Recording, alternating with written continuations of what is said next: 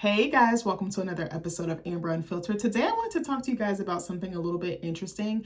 The other day I was talking to someone in my circle and I was like, you know what? Movies are not the same. I feel like going to the theater is not as common for me anymore. And I actually love going to the cinema. I love going to the theater. I wanted to talk about like the moviegoer experience now and kind of why I feel like it's kind of fallen off and it's like lost its luster to me. But before I do that, don't forget to like, comment, and subscribe. Also, if you want to cash out me at AmberUnfilteredShow, that'd be greatly appreciated. So I was talking to my dad about this and I was like, movies are not the same anymore. I was like, number one, when you see a movie is released, you see the trailer. I feel like they give so much away in the trailer that it kind of like deters me from wanting to see it because I feel like the trailer is supposed to like whet your appetite. It's supposed to be like an appetizer. It's supposed to get you to like salivate a little bit, give you a little bit of a taste to make you curious enough to want to, eat the whole meal, devour the whole movie. And I was like, these trailers are just giving way too fucking much away. I be reading the comments and the comments be sending me because they're like, well, damn, I don't need to see the movie because I already saw it. And I was like, but facts though. And then I was thinking about how like you'll see a movie and you'll see the trailer and then you'll see the due date or the release date. I don't want to say due date, release date. And then like a week or two later, it's already on streaming. So that kind of takes the onus out of it. It takes the excitement out of it. And I just feel like content isn't as fresh as it normally is. I don't want to shit on Hollywood and I don't want to shit on any like cinematic creatives because I understand that it's a labor of love and it's a lot of work that goes into it. Everybody's important on a movie set, on a production. So I want to give that shout out because I know that, it's a group effort. It's a group project. It's a joint effort. It's a collaborative effort. But I was just thinking like, damn, like Companion. I actually really, really wanted to see that. I think Jack Quaid is a phenomenal actor. And I was like, oh my God, I want to see that. And then like 2 or 3 weeks later or like a month later, it was already on streaming. And I was like, but what if like maybe I couldn't get to it opening weekend or opening day and maybe I want to go like on a whim on a Thursday, Like it's kind of sad because I remember the times like, or remember the days when like you could go to the movies and it would still be out like a month later or 6 weeks later or 8 weeks later, or even if it's a really, really popular movie and it's a popular franchise and it's a very good story or a good movie, like it sometimes be in there for 3 or 4 months. It just depends. And then a lot of films are like independently released. So then you don't have access to them, with all the theaters that are local to you. So sometimes, I might look up a movie and it only has showings in like 2 theaters that are like 40 miles away. And it's like, but do I really want to do that? Like if I know I'm going to be able to see it in like a couple of weeks, like, I don't know. I just think the content is like not contenting for me. Like this is so bad. I saw the Lilo and Stitch trailer and I was like, why does there need to be a live action? Like it's so iconic. I don't think it needs a reboot. I don't think it needs I don't think the story needs to be redefined. I don't think it needs to be retold. I don't think it needs, a live action like addition or expansion. Like I think it was perfect the way that it was. Like I don't understand. Like, I don't know. I just was thinking about this. Like, I told my dad, I was like, the last movie I think I saw was Blink Twice, if I remember correctly. And that was like last fucking summer. And I think before that was A Quiet Place Day One, which I absolutely loved. I think Lupita Nyong'o and Joseph Quinn did a phenomenal job with that film. Djimon Hounsou did an excellent job as well, even though he was in there kind of like on a limited basis. But he still added to the story. He still added value. But I was like, Blink Twice was the last thing that I saw. And I was like, that movie fucked me up. I'm not gonna lie. I want to make a video about why I think it didn't do well. But I was like, I need to take notes and I need to really think about this. I don't want to just go off the cuff. Or maybe I will. I have no clue. But I was like, that was the last movie I saw. And that movie triggered me so bad that I was like, I can't go back for a little bit. Like, and me and Nick were the only ones in the theater. I think I said that in my Blink Twice movie review.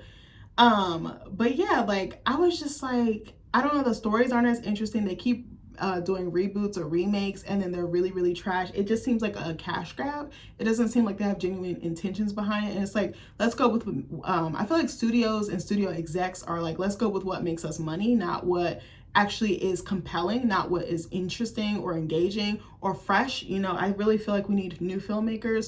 We need new stories being told. I've actually been on this kid that I work with at my job that, cause he's a filmmaker, like he writes movies. And I was like, we need someone like you because the stories that we have now just aren't doing it. I think that there's also been like a resurgence in like spy, thriller, like Jason Bourne-esque movies. And I'm like, this has been done so many times that I don't think I want to go support this. Like, because I can go already watch it. Like, it's not anything new. And it's like, oh, or someone like, what's the Rami Malek movie that just came out? Let me see if I can look it up. Hold on one second, guys. I think it's a movie like the guy's wife died and then he's gonna like go all ham on everybody. I was like so taken. I was like, bro, it's already been made. I think I saw a commercial last night. What was it? Jason Statham. What was that movie called? A Man. Hold on. I'm gonna look up the Rami Malek movie, and then if I can remember, I'll look up the Jason Statham movie. And I was like, this, my husband literally put it into perfect words. Like, oh, The Amateur. Yeah, The Amateur. I was like, it's literally Taken, bitch. Like, what? Or like I'm trying to think, what's the movie where like the wife dies? Not Law Abiding Citizen. Oh my gosh, I can't think of it. But there's been so many of them that are just like that. I'm like, okay, what makes this new? John Wick. I was like, bro, it's giving John Wick, but like a little bit different. I was like, this is so dumb. Like, let me see. I'm gonna see if I can look up Jason Statham movies. Nick was like, it's him being a guy who has a regular or average job on the surface. He has a particular set of skills.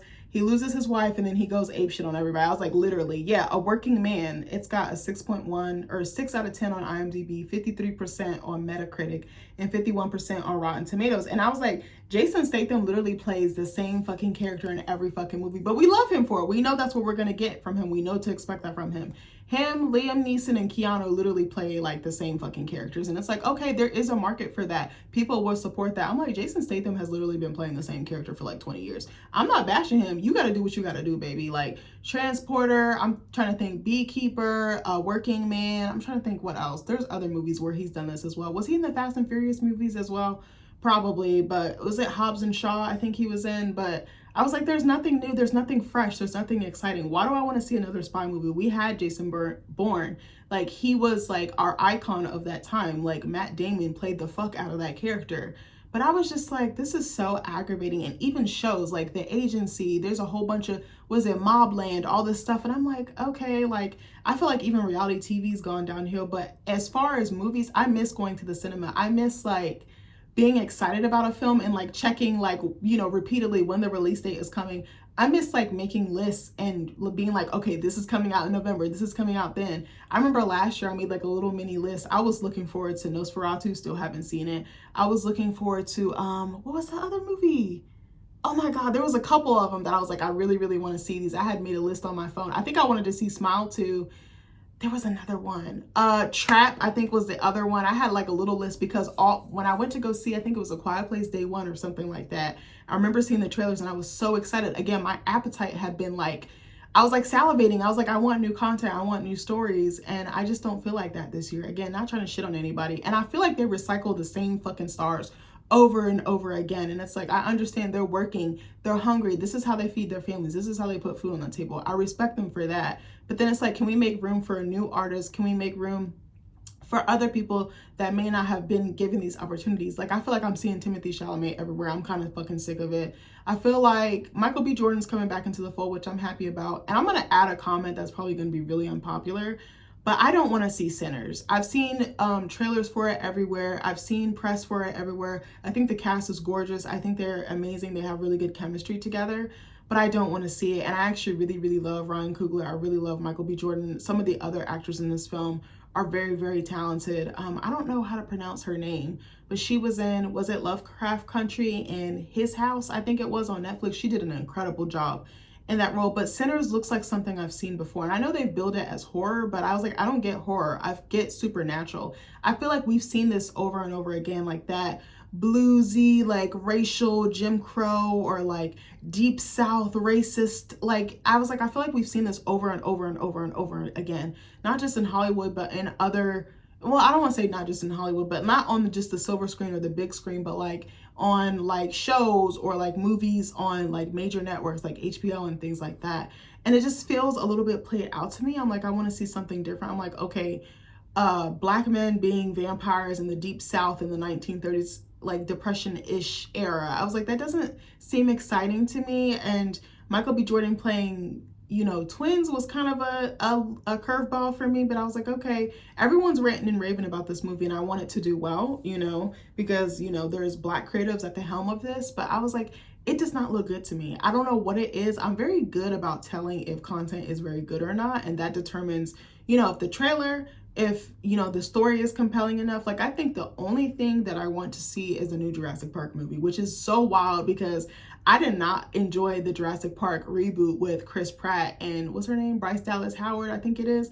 For some reason, like, Chris Pratt he just didn't do it for me. Like, Jurassic Park is so iconic. It was so instrumental to my childhood. It was a big part of it. Me and my brother used to watch it all the fucking time. Like, it was annoying. My brother used to act like he was a fucking dinosaur. Like, that's how obsessed we were. I remember I would like make us food, like when we were home from summer break, and we would watch it over and over and over again. And I still stand by the allegations that the second one is better than the first one, but that's on period. But anyway, like, I don't know. I miss like seeing long lines for a film that is expected to do big numbers but also has a great story. I miss, like, the last time I feel like I saw a long ass line for a movie was Black Panther 1. Like, the first one. I was just like, this is wild. I have not seen this in a very long time. Or Avengers, somewhere in that vein. Like, I was thinking about, I miss like having a long line and like being in line and almost making it to your seat by the skin of your teeth. I miss trailers. I think even the way that before trailers come on, like the ads and the promo or the content that comes on before the trailers, that's even bored me to pieces. I miss just like immersing myself in someone else's world, forgetting where I'm at for an hour and a half, 2 hours, 2.5 hours. Like, I miss it. And I miss eating snacks and having my mouth open and reacting and like talking during the movie. I just miss like that immersive experience and like stepping into someone else's world, seeing the world through someone else's lens and really feeling a character or feeling a person out. Like, you know, these are based on real people, real experiences. I think one of the best movies I ever had like a strong reaction to, like in a good way, was probably Avatar: The Way of Water. That was like one of the last times I really, really felt something besides Blink Twice. Blink Twice traumatized me, but Avatar 2 really, it made me feel different things. It made me feel so vulnerable. It made me feel so happy, so excited, so scared, so fearful. Like, they pulled out so many different emotions. And you could tell that the cast really loved what they made. You could tell that the director really loved what he made. And I watched so much content about how they made that film. Like, they had like a fucking 20-foot like fucking tank of water. They were learning how to like deep dive and free dive and like basically almost died making this movie. And that, to me, that showed how much commitment and passion they had for this project. And I miss seeing that. Remember, like, behind the scenes, like where they show you like them shooting, like interviews with the actors, the directors, the writers, the production team. Like, I miss that so much, and I feel like that's missing and that's lacking right now in the creative space, especially in like the visual arena. But I don't know, there hasn't been anything that I've really been like, oh my God, I gotta see it. There's a couple things I'm like, oh, that looks lit, but then I'm like, it's gonna be on streaming, so I don't even have to worry about missing out. And it's definitely different watching something at home than going to another place, a theater, and like really planting your feet and like being in a dark room with a bunch of strangers and reacting to a beautiful piece of art, or maybe a not beautiful piece of art, but it's art nonetheless, you know what I'm saying? But I don't know. I was like, I don't know what it's going to take for things to change. I know that there was like the strike, and I know there's other stuff behind the scenes going on that we just like don't know about, but I truly miss it. This sounds so bad. I don't really enjoy the movie stars of today. They're not exciting. They're nothing to write home about, which is so bad to say because I'm not trying to bash them, but I'm like, I don't really care. Like, your movie seems like something that I've already seen, or I'm just not interested enough in you as a creative or as a person to really like want to support it, which sounds so bad because I love supporting creatives. Don't get me wrong. I'm a creative, so I know what it means or feels to have that support or not. But I don't know, like, the movie stars of today are like, oh, we're private. We don't want to, like, they don't really share. I don't feel like a lot of them have that charisma, that umph. And I don't know, it's just missing something. There's kind of a bit of a disconnect. I wonder if like the movie star is kind of going extinct. Maybe that's it. I feel like a lot of people are like influencers in their medium, like of choice, like influencer and an actor, influencer and a model, influencer and a athlete. Like, I just kind of miss like when they didn't have to do the selling and the marketing and I don't know. I just miss it so much. I miss like what we had. I'm thinking like a Denzel, a Brad Pitt, an Angelina Jolie, an Angela Bassett. Like, you know, it's different now. Like, you have to kind of market yourself online before you can really sell the project. And it kind of fucking sucks. But anyways, let me know. Do you guys still go to the movies? Is there anything that you're looking forward to seeing this year? Let me know. Is there any trailers that you've seen that have really caught your eye? Is there a movie star or an actor or actress that you really, really love? Let me know in the comments, and I'll see you guys later. Love you guys. Bye.